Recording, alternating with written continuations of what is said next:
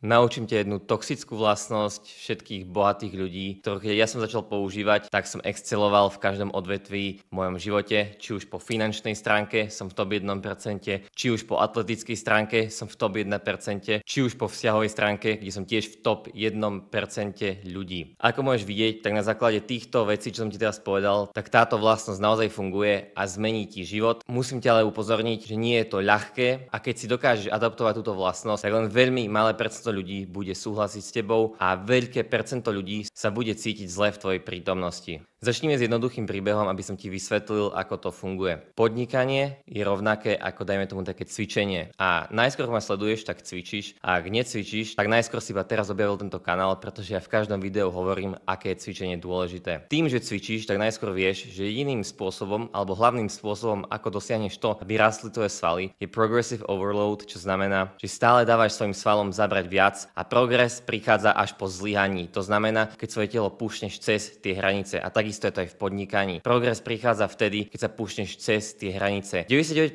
ľudí nikdy neúspeje, nie preto, že to neskúsilo, lebo veľa ľudí skúsi podnikať. Veľké percento ľudí sa snaží o niečo a má ciele. No 99% tých ľudí sa vykašle na to pri prvej príležitosti, keď im to príde ťažké, zložité alebo sa im nechce. Každý chce len oddychovať, každý si chce dávať voľno. Existuje tu slovo work-life balance. Pravda je taká, že ak si na začiatku a chceš niečo dokázať, tak ten najväčší rast a progres spravíš práve vtedy, keď sa púšneš cez tú hranicu, čo dokážeš a čo veľa ľudí sa cez ňu nedokáže posunúť. Tam je ten hlavný rast. Slovo burnout veľa ľudí používa, že je vyhorelo a že nedokáže pracovať, tak tým pádom oddychuje a nepúšťa sa cez tú hranicu. No ja ti vysvetlím prečo, keď ty práve dovolíš svojmu mozgu si myslieť, že si vyhorel a začneš oddychovať, tak nakoniec ti to ešte viac uškodí. Únava sa totiž ničí akciou a vyhratím. Ty, ak niečo nespravíš, pretože si vyhorel a odložíš to, tak budeš v strese, zvýši sa ti kortizol, budeš cítiť nejakú tú vinu a tým pádom vďaka tomu si neoddychneš, no budeš ešte viac unavený. Na druhú stranu, ak si sa púšneš cez ten svoj burnout, dokončíš tú úlohu, tak čo je výsledok? Získaš dopamín, že si to dokončil, získaš energiu, sebavedomie a tým pádom sa budeš cítiť lepšie, ako keby si to nedokončil. Tvoja mentalita musí byť dostatočne silná na to, aby si povedal, že aj v ťažkých časoch, keď už fakt nevládzeš, si unavený, alebo že sa ti nechce, nevieš niečo, tak si povieš, že to je vlastne dobré, pretože keby to bolo jednoduché, tak by každý bol bohatý. No a práve ty získaš ten edge tam, kde 99% ľudí odstúpi, pretože ty neodstúpiš a budeš pokračovať ďalej. Ja tiež, keď som začínal s OFM, tak som sa trápil. Nebolo to jednoduché, prišiel som o peniaze, o čas, skoro som si vlasy vytrhal, no nakoniec sa všetko vydarilo, pretože som vydržal, som s tým neprestal a dnes už môžem povedať, že sa mi darí a som spokojný s tým, kde som. Najväčší nepriateľ, akého môžeš mať, je práve predčasný oddych, pretože keď si dáš ten predčasný oddych, tak ty si myslíš, že si niečo spravil. Realita je taká, že si úplne iba na začiatku a tam, kde sa tvorí najväčší progres, čo je za tou hranicou, tak tam sa ani nedošiel. Zvyčajne ľudia, keď si dajú tento oddych, tak to kombinujú s lacným dopamínom, to je prežieranie sa, scrollovanie TikToku, Instagramu, pozeranie filmov, masturbovania a ďalších vecí, ktoré ti len rýchlo zvýšia tvoj dopamín. No to, čo vyjde hore, musí si zejsť dole a tým pádom, keďže ty lacno získaš ten dopamín, tak aj tak rýchlo sa vytratí a budeš mať dopamínový crash. A posledný bod, čo je dôležitý a čo je tvoj veľký nepriateľ, sú ľudia okolo teba. Musíš pochopiť, že drvivá väčšina ľudí sú NPCčka a tým pádom nikdy nič v živote nebudú chcieť robiť a tým pádom sa len držia nejakého skriptu, ktorý bol postavený pred nich. Dajme tomu, že majú ísť na vysokú školu a sa zamestnať, alebo nemajú ísť na vysokú školu, majú sa len zamestnať a pracovať pre niekoho iného. Takže ty ako náhle budeš mať inú mentalitu, tak je veľká šanca, že ťa budú práve odsudzovať. No ty sa nesmieš dať. Ideálne je nájsť ľudí, ktorí tiež majú takú mentalitu ako ty, aby si sa mohli podržať, pretože viem, že to nemusí byť úplne ľahké, keď ti každý hovorí, niekedy aj vlastní rodičia, kamaráti a priatelia, že sa máš na to vykašľať, že to nemá cenu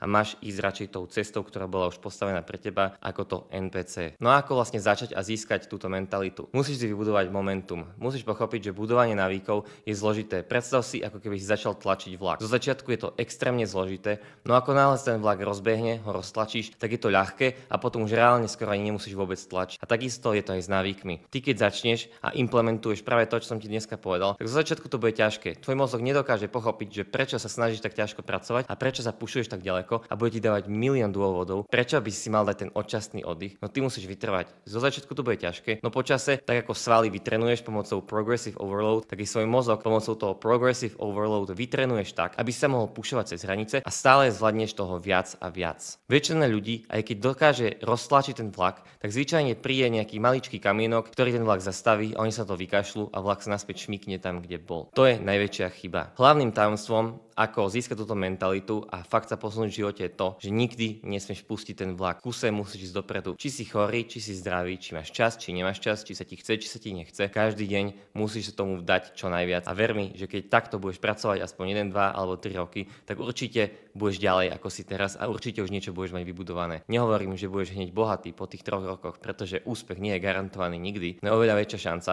že niekde sa už dopracuješ, ako keby si ten vlak stále pustil a stále začínal ho roztlačať od začiatku. Najjednoduchšia cesta, čo je ale pritom najťažšia, ako sa dostať do tejto mentality, je, že si povieš, že ďalších 21 dní, pretože 21 dní trvá, kým si vybuduješ nejaké návyky, že budeš pracovať najviac ako môžeš, ideálne, že budeš chodiť cvičiť stále a športovať. Fakt svoj život pohltíš do takého toho monk módu, o ktorom sme sa už skôr bavili. Nebude to ľahké, no verím, že po tých 21 dňoch, keď to zvládneš, tak to bude oveľa ľahšie v tom už pokračovať, ale nezabúdaj, že najväčším nepriateľom je, keď prestaneš, pretože zas budeš ten vlak roztláčať od začiatku, takže nikdy nesmieš prestať. No a ty po tých 21 dňoch sa potom môžeš rozhodnúť, či budeš pokračovať tlačiť, alebo sa zastavíš ako 99% ľudí. No a pri tejto otázke si polož ďalšiu otázku a to je to, či chceš byť ako tých 99% ľudí. Pretože ak povieš, že nie, tak nesmieš prestať tlačiť ten vlak, lebo skončíš ako tých 99% ľudí. Pre tých, čo chcú vedieť a naučiť sa OFM, čo je business model, čo robím ja, tak v popise máš úplne zadarmo kurz, kde je asi 20 videí a takisto ak už robíš OFM a chceš to scalnúť ešte rýchlejšie, tak v popise agencybuilder.sk je môj platený program, kde ti ja sám one-on-one pomôžem vybudovať tvoju agentúru pomocou techník, ktoré sú approved a ktoré určite fungujú.